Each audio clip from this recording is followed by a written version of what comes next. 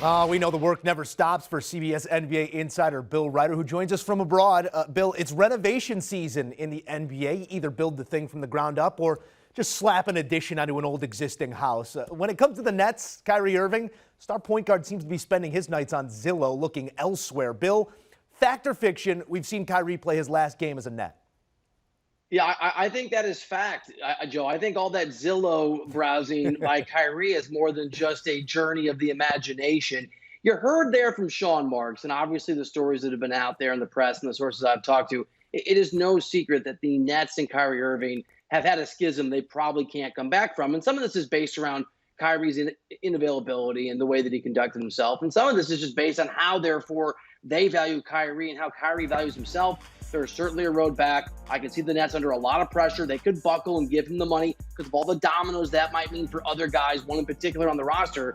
But I think the most likely scenario is that Kyrie Irving's playing somewhere else come the start of the next NBA season. Yeah, it seems like a lot of momentum heading that direction. It's going to be an interesting storyline to watch play out, and it's going to cause ripple effects, working off the assumption that if Kyrie's gone, KD might start doing some shopping of his own as well. Going to be year one of that 4-year extension for Durant, but contract's merely a suggestion in today's NBA, Bill. What are you hearing regarding Durant in the case that Kyrie does jump ship?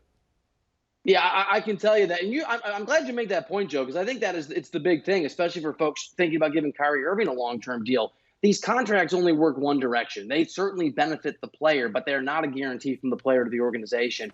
You're right. There's a lot of talk out there, a lot of water cooler talk around the NBA that if Kyrie leaves, and most people I talk to, like me, Joe, think that he probably will be playing somewhere else, that there's a high degree of likelihood that Kevin Durant will look to go somewhere else and force his way out. Now, it depends. It depends if there's a sign and trade that sends Kyrie somewhere else that gets him the money he wants at his designated targets. There's a handful of teams, and what comes back and whether or not Kevin Durant feels like the return, it's unlikely they'd get enough, but maybe the return gives Kevin Durant a sense they can still be competitive. But if, and I think this is where most folks around the NBA their head is at right now, Joe, if Kyrie leaves, and that Nets team, as constructed without Kyrie Irving, does not look competitive, the expectation is Kevin Durant could force his way somewhere else. All right, so let's humor one another here. Let's push one more domino over.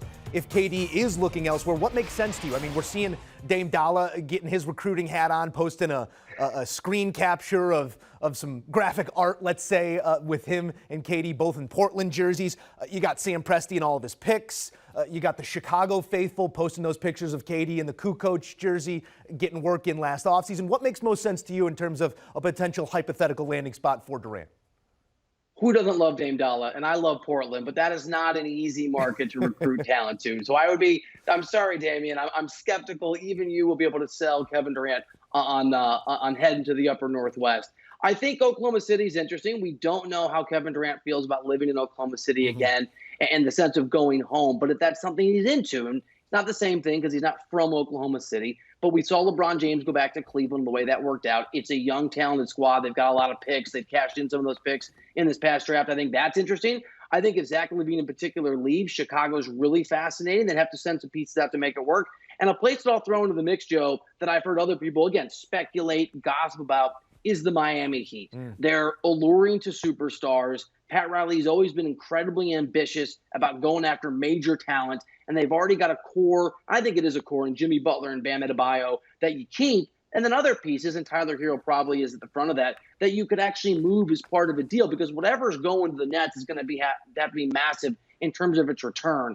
All of those teams, I think, have the options and have the tools and have the players to go out and try to get Kevin Durant. I think the Heat are an interesting team to keep an eye on. Yeah, you got to respect the Godfather. I mean, Heat interested in fill-in star player name here is just a headline that keeps on giving. Let's keep this sideshow going, Bill. Turning our attention to your neck of the woods, the Lakers handcuffed to some bad contracts right now. LBJ looking for help, going to be reliant on the unreliable. Anthony Davis diminished. Russell Westbrook looking not like himself either. Fact or fiction, those three names are in the LA starting five come next October. I know the answer Lakers fans are yearning for. I know the answer that probably LeBron James is yearning for, but I think that's probably a fact for a couple of reasons. First of all, and we've talked about this, Joe, the Lakers' entire plans really hover around the idea. It's the wish, it's the dream, it's the hope that Russell Westbrook just makes a terrible errant judgment and does not opt into that final year of his deal worth almost $50 million. That's not going to happen. He's going to take the money. He's going to be there. And while there's a chance, there's a slim chance the Lakers could find a taker for that deal, it is highly unlikely. And Anthony Davis almost certainly is there. Now, I could see a situation in theory, I don't think it'll happen in practice, where a Kyrie Irving for AD move could happen, because that might be the kind of return the Nets would be interested in. But I don't think Anthony Davis is interested in leaving Los Angeles. And as you discussed, players have so much say in where they go and what they do that Anthony Davis would have to sign off on that move. That seems highly unlikely. So unfortunately, Lakers fans, I think that you are stuck with LeBron. You're not stuck with LeBron. You got LeBron, but you're stuck with Russ. And AD, you put him whatever category you want, he's going to be there too. We are having a free agency conversation, so why not address some actual free agents? Brad Beal has that UFA next to his name under the assumption that he reportedly will turn down that $36.4 million player option and look for something longer term. At the risk of pocket watching here, Beal already butting his head on $200 million in career earnings, still squarely in the prime of his career at 28 years old. While the Supermax is enticing, that man's got to be sick of losing. Where do you see the next chapter of his story being written, Bill? Yeah, I think you and I are on the same page. I understand the loyalty that Bradley Beal feels to that organization, that city. That's a real thing. You talk to people around the NBA, that's often just words from a lot of players. It is not from Bradley Beal. But, Joe, as you said, the man has money in the bank. He is a ridiculous scorer who took that to an even higher level this past year. And I think the way that maybe people did not notice or pay attention to his individual excellence, coupled with the fact that he's lost year after year after year, might be enough to allow him and entice him to go somewhere else and give up that extra year. Or again, maybe Washington facilitates a sign and trade to get that extra year and get that deal done. I think Dallas is a place to keep an eye on. And I think you said it earlier, right? If it's a superstar, you got to put him with what Pat Riley might be coveting. I think Miami's an interesting fit as well. Now, this is a Bradley Beal thing because he obviously has all the power. I know people in Washington are cautiously optimistic he's going to stick around, but that optimism has become a little bit less so over the last 2 or 3 weeks. All right, well, the Knicks, if we're going to go off on this housing hunt, that seems to be the house down the block that maybe he's done one too many renovations, leaving it unrecognizable. Just a lack of vision, let's call it. Still have to address the front of the house with their point guard needs. Jalen Brunson, the obvious fit there. But after the trade-a-thon that was on draft day, who really knows what to expect out of the front office right now? Fact or fiction, Brunson's a Knick next season.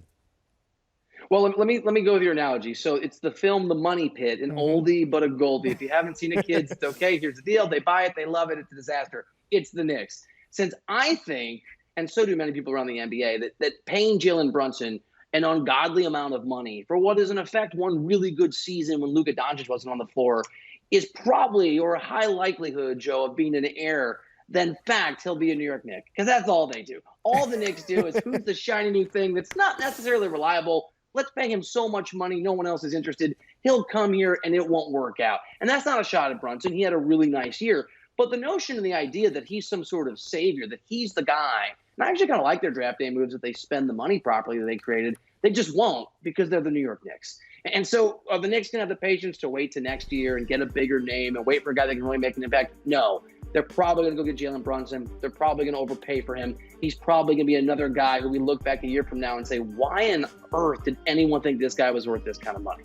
Maybe a house on haunted hill situation. A saging is in need at the Mecca. Elsewhere, let's talk about DeAndre Ayton, Bill, quickly here. Carrying that RFA distinction coming into the final year, or coming off of that rookie contract, Detroit was the leading name in that conversation, but then the Pistons go ahead and they take Jalen Durant 13th overall in the draft. What's the market for Ayton right now? What are you hearing on the open market and what the Suns are going to be asked to match? Yeah, there is a market, and I still think, as I understand it, I think Detroit could still be a team that's in play. I think there's a possibility. The reality is that every single GM wants to do the right thing and be in control and not overspend, and then people panic. And there is a there's not a talent pool in the NBA. There's a talent puddle. There just aren't a lot of guys, and it's hard to land those guys. DeAndre Ayton is a really good basketball player, and the view is he might be, and it's just the question is away from Chris Paul and that offense they run, a great basketball player. I think he'll get at or near a max deal. I think there's some places like San Antonio, places like Detroit. I think Portland is interesting. There are some spots that are going to offer that money. Now, the question will be twofold. One, does DeAndre Ayton want to play in those places? A lot of the spots that have a lot of the money to go after a guy like this year are not the desirable locations in terms of location or, frankly, team construction right now. And the other you alluded to is, do the Suns value him at that level? I don't think that they do. As I talk to people around the NBA, there's a sense that there's a reason they haven't paid him yet, but there's always time to change their mind. And one GM did point out to me that the Suns have always been in a position where they could try to drive the price down, hope that an offer came in that wasn't too high. And if still someone made a gigantic offer, then they could pay DeAndre Ayton. So I think he's going to be somewhere else, but this one is close to a coin flip for me, and there's a lot of moving parts that'll be interesting to see play out over the next couple weeks. That's our insider, Bill Ryder. He is always one call away. Bill, enjoy yourself. Thank you, my friend. All right, here's a look at the odds to win the title next season. The Dubs, your odds-on favorite at 5-1. Celtics next closest. That was your matchup just last week. The C's and the Dubs, with the Celtics offering 6-1 value. Then it's the Nets, but maybe hold on that number with all the uncertainty. Clippers, surprisingly, sporting the same number there at plus 750. Then you find the Bucks at plus 750 as well. And if you're asking me, well, there's my answer. Milwaukee's coming back. Do you want a sports network that delivers everything that matters about the game? The highlights, the picks, the instant analysis, no yelling, no fake debates, no politics. Hit the subscribe button and never miss a moment.